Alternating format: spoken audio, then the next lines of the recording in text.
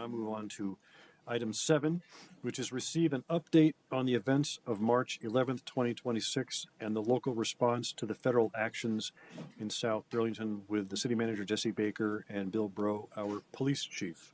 Chief Bro and I want to take the opportunity to speak as frankly and transparently as we can. We'll talk about the events of March 11th, the actions we took in response to the ICE actions, the investigations that are underway, and if needed, what we learned from those investigations. Let me be clear that this was a terrible event, an event instigated by ICE, unknown to us, that did not need to happen. While I'm proud of Chief Bro for immediately initiating a review of all of our actions to ensure we followed our policies, I am absolutely convinced that our community is better off today, less harmed, and safer for the service of each of our South Burlington police officers and leaders on scene and in command on Wednesday. I firmly believe that the actions of Chief Bro and the South Burlington police officers ensured a higher level of safety for our community than we would have experienced had they not been there. I believe they saved lives on March 11th. Here, I didn't think, based on what I knew, based on the underlying reason why they were first looking for this gentleman, I didn't think that dangerousness to the community existed. And I didn't think, which is why I had expressed my concerns to the ICE supervisor on scene and his supervisors, why I didn't think we needed to make that level of force or what they wanted, how they wanted to do it, I think was appropriate. And I think what we saw at the end of the night, them, throwing flashbangs and shooting people with pepper balls, I think we would have seen that right from the get-go if we hadn't had that. Us doing that was to ensure that there would have been a lot more violence potentially on both sides had we just allowed ICE to kind of do that on their own. Having a uniform presence there, I understand people believe that we assisted ICE. I really don't care what you want to call it. The reality is us being there was more safe for the community than us not being there. We've been told that state and local police are not assisting ICE in their operations and that their purpose on the scene was to keep the public safe. What I witnessed was the opposite of that. I witnessed police actively helping ICE and endangering the public. I do not see how the actions that Chief Bro described could be characterized as anything other than assisting ICE agents. I filmed a video of state police holding the door for ICE to drag people out of the house. Those people were not on the warrant, they were kidnapped, and the police held the door. During that time, our officers had countless interactions with people that were there in protesting ICE's activity, explaining that we were not there to assist ICE in any way, that we were there to ensure the safety of the general community. What I did witness was a brief scuffle between ICE agents and protesters where South Burlington police officers were present. I didn't see any interference. I didn't see anybody stepping in to help those two protesters, one of whom was tackled to the ground.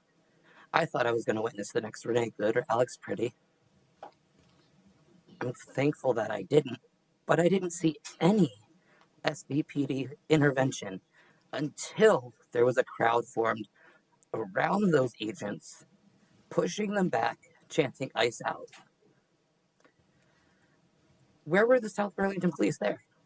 Why weren't they facing the ICE agents who were harming protesters? Why were they facing us? The ICE supervisor at that time requested our assistance due to what he described as an actively hostile crowd interfering with the agents.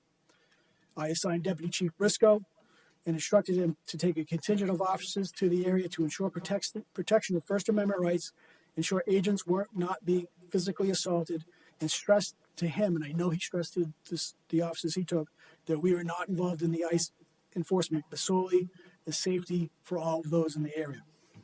I want to know why Deputy Chief Officer Briscoe, who, when the second wave of ICE showed up and started violently tackling people, why his first thing that he said to them was that the police are on ICE's side. Because as far as I'm aware, that is not the case unless they are cooperating once that warrant is confirmed, which had not happened. What I do know is that use of force by officers and agents was in response to action of those present. Protesters attempting to prevent ICE from leaving with a kidnapped family. I found myself right up against state troopers who used the excuse me, entire body weight to pull on the bike helmet that I was wearing at the time, causing injury to both my neck and my back, as well as bruising under my chin as the strap choked me for about 10 seconds. Like, if ICE is who we're worried about murdering people, why are police not facing them? Why are they facing us? On Wednesday, I was choked until unconsciousness by a state trooper. I was standing in the street at about 6:03 following the removal of the people from the home. I was on the front line, centered before the violence by the troopers began. My elbows were linked to the people next to me, Nicolo included, with my fingers locked together. I felt confident that because I was not violent, I wasn't screaming obscenities, that I was just standing my ground, that I would be safe from assault. The state trooper that was in front of me started to try and pry my fingers apart. He told me he was sorry, but he was going to break my fingers. I told him I'm a climber and my grip strength is great. Immediately after I said this seeming as if the statement was the reason for the dramatic escalation, he then pushed my left shoulder down and with his left hand wrapped his fingers around my throat and pulled me into him and squeezed until I began to lose consciousness. My vision went black and I flailed, trying to breathe until I became limp. I don't remember how long I was unconscious for, but I know that I was dragged limp out of the crowd, unable to breathe, until I landed on the ground where nurses attended to me. This assault happened within minutes of the first push from the state troopers into the crowd. It was reported to me by others that my assault served as the catalyst and seemed to serve permission for all resulting violence for state troopers and the ICE agents that stood behind them towards the crowd, as if seeing their colleagues participating in the assault gave them similar permission to participate in a free-for-all. And all remaining violence from all parties of law enforcement and protesters beyond them happened because of this. I'm going to stop people here just to let you know that I'm hearing complaints about Vermont state troopers. And I just want to remind you that this is not the State House. This is not the VSP. This is the SBPD. So if you could just frame them more about that, because we did not control the Vermont State Police. I think that a lot of it is very relevant, both because of South Burlington Police Department's terrible and shameful decision to call VSP, who has harmed and, nearly killed multiple people. State police, stop collaborating with ICE! But also because it challenges the narrative that both, I believe, the council and police chief have put forward, that there's this sort of both sides. I thought that was really interesting language. I think that what I want folks to hold on to when they hear some of the sort of harm that was caused that day is the circumstances of it. I remember seeing a pastor singing "We Shall Overcome," and tear gas was shot into their face. I remember a woman who was standing in front of the door. 3 ICE agents grabbed her, tossed her to the ground, and they kicked her repeatedly on the ground. There was no rocks thrown before that moment. So let's not create this mythos of both sides. That kind of deeply violent language is what is actually a sort of much deeper collaboration between the police and ICE, which is the ability to protect the justification of these horrific uses of force. Moreover, the position that both South Burlington Police Department, but especially VSP, took of facing towards protesters and pushing them, and the stated goals to prevent protesters from successfully protecting their community by South Burlington Police Department should be seen as collusion. Assistance, as he believed the crowd was growing and becoming more agitated. Because of that and what I saw, I requested that Burlington Police Department send additional officers to the scene. I also requested that our officers that were in front of the middle and high school come down to the scene, and we requested assistance from on-duty Vermont State Police troopers assigned to the Williston Barracks. And I have been to many protests, and I've never seen that volume of police presence to protesters. That was extreme. And each time more police came, the situation escalated. I don't believe, maybe the intention was to keep people safe, and maybe it's because of a lack of experience with this kind of thing here, but it created an environment in which the tensions were raised. More people came out to support the people protesting. And then it just continued to, grow and snowball into this highly escalated situation where a lot of people were injured who didn't need to be. Secondly, I don't think we should be keep calling this a protest, because this isn't a protest where we gather at City Hall to stand up for something. Thank you. This was a protection. This was an attempt to keep people from being kidnapped. Kidnapped. I don't know how this can be done better, but it has to be. I don't know how we can let ICE agents take a person who is not on the warrant they have, and not just take one, but take two more as a bonus.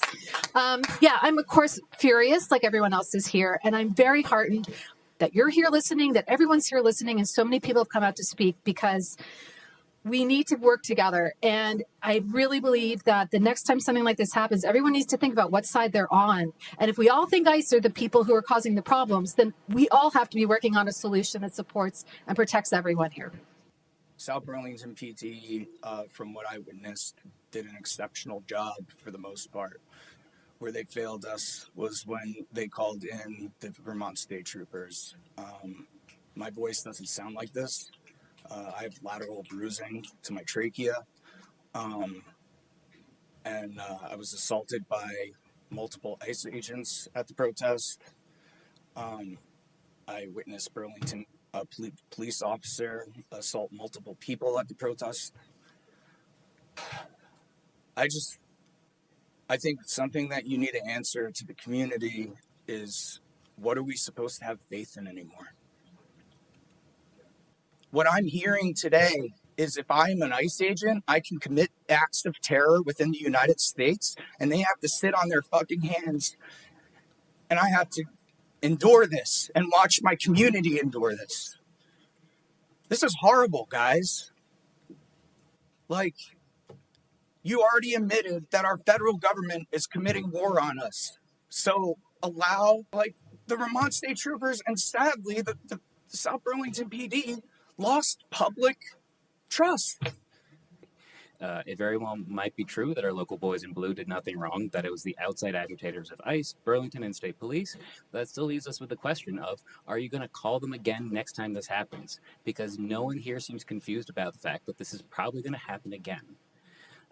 You can't call them and then disown them. The South Burlington police stood nearby, across the street, down the sidewalk, and we were asking them to protect the children across the street. You said yourself you were across the street. You must have seen them. We were warned by Vermont State Police, we're not talking about them, that this was going to escalate. The South Burlington Police had to have heard that, that this was going to escalate, that this was going to be a dangerous location. And instead of the South Burlington Police doing something about the children across the street in this dangerous environment, we had teachers break the line from the house to go talk to their students and protect our community members themselves. We saw police officers arrive on the scene after we called, and I'm supposed to stay in my house, and the only thing that the police officers could do was arrive, and then they left. And that is supposed to make me feel safe in my community. I just don't understand. If this happened again tomorrow, we would call migrant justice again. You have put us in the position where you're asking us to do so much, and you did not prove that morning by showing up after you were called that you just showed up and left. What are you asking us to do? Just stay in our house surrounded by armed men? Once that ICE agent was out of there, the crowd then turned on several troopers that were in the area. And at this point, we believed as the vehicles were leaving, we started pulling back our local police officers and state police officers, because again, our belief was we have to, if the crowd is upset that we're there, the sooner we can get out of there, hopefully the sooner the crowd would calm down. Not only had the police left us to care for ourselves, they had opened up the road to live traffic. With people in the street who were unable to see and actively receiving medical care, they were incoming cars. This may seem small to you, it's not. You cannot take even a basic first aid or CPR course without knowing the very first rule, scene safety. I had a safe scene. Burlington local police took it away. Your claim is that you were there for the safety of others, but why did I find myself performing first aid in traffic? As soon as federal agents disappeared, Burlington, South Burlington, and state police left, for they had no one else left to protect. we heard our own police chief say himself, there was no talking ICE out of action. There was no words were not going to do it. They tried, they failed. So this is a promise. If ICE comes again, they will meet the physical resistance of our bodies. This did not escalate because we were protesters who refused to stay peaceful. It's because we were not protesters, we were interrupters. As many know now, the statewide fair and impartial policing policy says that BPD employees will not assist with or implement civil immigration enforcement actions. In South Burlington, the ICE operation had evolved into a criminal investigation and warrant, which brings us to Section 5 of the Fair and Impartial Policing Policy, which focuses on federal criminal law. In subsection B, it specifically states, although sworn employees of the BPD have authority to enforce federal criminal law, enforcement of federal criminal immigration law is generally not a priority for the BPD. Accordingly, BPD employees should not make warrantless arrests, detain individuals, facilitate the detention of individuals, or otherwise expend resources investigating or enforcing unlawful entry or unlawful re-entry cases unless such actions are necessary to ensure public safety or officer safety, imminent risk of physical injury to a subject, officer, or third party. And I want to be very clear that ICE's detentions of 3 South Burlington residents, Christiane, Camila, and Joanna, were violent and unlawful. This has now been confirmed in 3 separate federal court hearings where federal judges in the District of Vermont have ruled that these were clear violations of their constitutional rights to unreasonable search and seizure under the 4th Amendment and due process under the 5th Amendment. ICE's unlawful actions were aided and abetted by the Burlington Police Department, as you will hear through ample testimony tonight. But I want to be clear, the provisions that were violated on March 11th were drafted by Migrant Justice specifically with these situations in mind. So I'll cite 3 of them quickly. Roman numeral 6D9, Burlington Police Department employees shall not accept requests by federal immigration authorities to support or assist in civil immigration enforcement. 6D6, BPD employees shall not facilitate the detention of individuals by federal immigration authorities for suspected civil immigration violations. And 5B, that criminal immigration enforcement is not a priority for BPD, and therefore they should not, and I'll skip a couple sentences here, expend resources investigating or enforcing unlawful re-entry cases. Want to say 2 minutes, it's too short to sum up what happened on that day. I'll try to do my best. It was a beautiful demonstration of solidarity. Throughout the day, people sang, some danced, others brought a grill to grill hot dogs, some set up a tent to cover others from the rain. About 15 pizzas showed up and snacks, food, coffee, hot chocolate. Neighbors who I've never met before made their house available for people to use their restroom. It was a beautiful demonstration of solidarity. We did not need a police at the scene. I'm going to say that again. We did not need a police at the scene. There was very little presence of ICE agents at the beginning. But then after a request, local police, state police started to show up. And it was police presence that precipitated and escalated violence. I'm going to say that again. It was police presence that precipitated and escalated violence on March the 11th. They were not there to assist us or to protect us. They were there to assist ICE in the violence they carried out against our community neighbors and those willing to use their bodies to protect the family inside. Police watched with their own eyes as the brutalization that took place, and rather than doing their job and stopping or detaining ICE agents from beating, dragging, and pepper spraying people, they engage in violence, assisting ICE and state units in brutalizing our communities. They did not protect us that day. They collaborated. So it's your job as elected officials to intervene to ensure accountability for violations of the fair and impartial policing policy and police brutality, and to ensure that police implements new protocols moving forward. Thank you. Thank you. BPD personnel assisted with crowd management to allow the first transport vehicle to leave the area. And what I mean by crowd management, the officers at this stage were forced to physically intervene with people that were blocking the ICE vehicles attempting to leave the scene. Our team assisted with the crowd management and used physical force Example being physical pushing and some level of OC spray to help stop the active resistance that the ICE agent was facing trying to leave the area with the transport vehicle. At this time, one of our team members was actually struck in the head by the rearview mirror from the ICE vehicle as they sped from the area once the demonstrators were removed from its pathway. I am a certified EMT. I was present at 311 and I volunteered as a medic when the police began hurting people. I witnessed multiple people get pepper sprayed and helped flush their eyes while they writhed in agony. The pepper spray was so potent that my hands and face burned for hours afterward just from providing these people first aid. People who could not see because of how badly their eyes burned. These methods of so-called crowd control are often described as non-lethal, but we should understand them as less frequently lethal. Pepper spray is profoundly painful and can have lasting consequences. Rubber bullets have hospitalized and killed people. These methods and more were all used against us, sometimes by the Burlington Police Department, and the Burlington Police Department did not protect us, which is what they would now say they were there to do. Their backs were not to us, their backs were to ICE. Their backs were to these other law enforcement agencies because they were there to protect those law enforcement agencies, not us. For me personally, the worst violence that I saw were directed against women. So the first incidence of violence that I saw that was particularly bad was a woman named Gwen who was given a concussion by Officer Gonzalez for trying to help a man who was being detained breathe. So I've got to ask you the question, how do the Vermont-based collaborators feel about brutalizing their neighbors? Maybe that's why the police chief went on vacation. Bad morale can really take a toll. Or maybe you're just absolutely fine with how things played out and have no shame. I honestly can't tell which. I saw state and local police working hand in glove, many enthusiastically with ICE to do this and to brutalize protectors.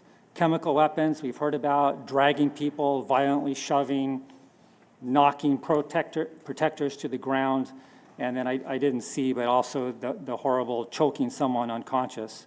Protectors there understood the character of ICE. Dangerous killers that operate with impunity, increasingly in the service of an authoritarian white nationalist agenda. Our side acted with humanity, resolve, and courage. We attempted to protect our community and counter the violence. We believe that no human being is illegal.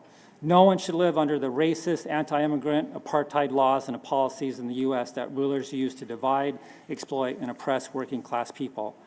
Whether there will be institutional accountability for enabling ICE and for the police riot remains to be seen. It will certainly not be given willingly. It'll be up to us. And it may yet be more proof that we have to defund the police and to abolish ICE. But we should all be clear. As the leaders of the fight for immigrant rights say, only the people can save the people. The police are really left in this spot. You're damned if you go, you're damned if you don't go. And I'm pleased that we went to that scene in South Burlington and supported our mutual aid partners and didn't leave this up to ERO and the demonstrators that were assembled. I really feel strongly there would have been much different outcomes. We don't have influence or control over what any federal law enforcement agency does with their lawful authority. In this case, ICE was using their lawful authority in ways that I understand we don't like. As a practitioner, I think their tactics are incredibly flawed.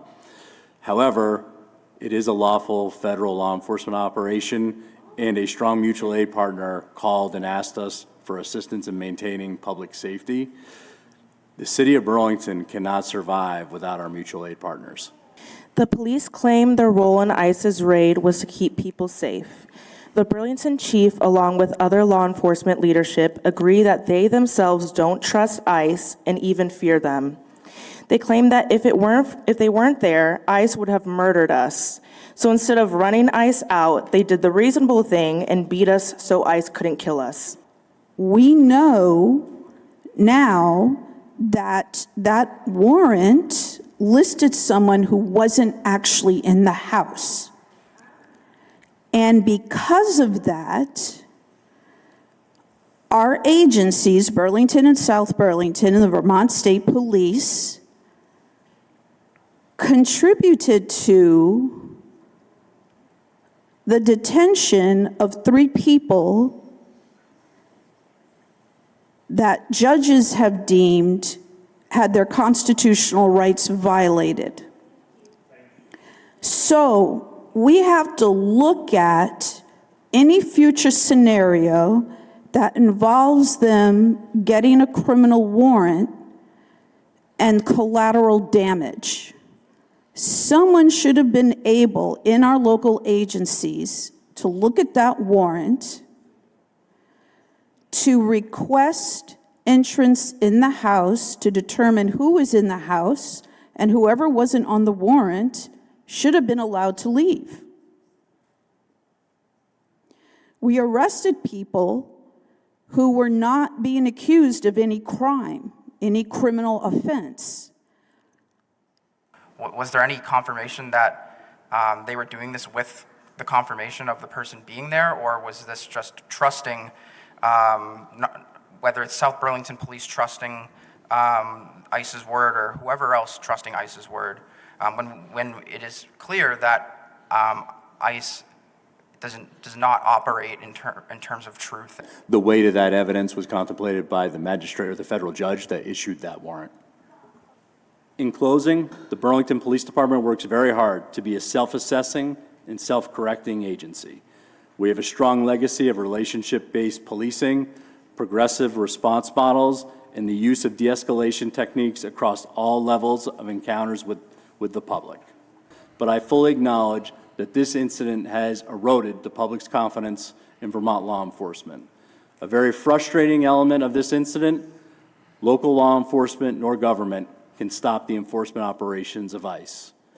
The police were not there to protect us. The police were there to collaborate illegally with the Gestapo to detain 3 people who were never on the warrant they were present to execute in the first place. The police were there to unleash violence against my neighbors, to illegally detain them, to throw them to the ground, give them concussions, choke them unconscious, allow them to be nearly run over with vehicles, attack them with chemical weapons banned by the Geneva Convention but for combat, but for some reason not banned for use against our country's own citizens. We know what we saw, we know what happened. We aren't stupid, we aren't liars, and we aren't taking this. Whose side are you on? To date, we have received 121 complaints against the conduct of the Burlington Police related to this incident. Excuse me. Excuse me. This is the 3rd or 4th time I've had to ask to please allow the chief to provide his statements here to the council without interruption. Chief, please continue. All the complaints are being processed according to department directive, and at this stage, the investigation is at the supervisor review level. Any person may make a complaint about the Burlington Police Department, a sworn officer, or a professional staff employee. Members of the public can file online complaints via our website or view and download the citizen complaint form.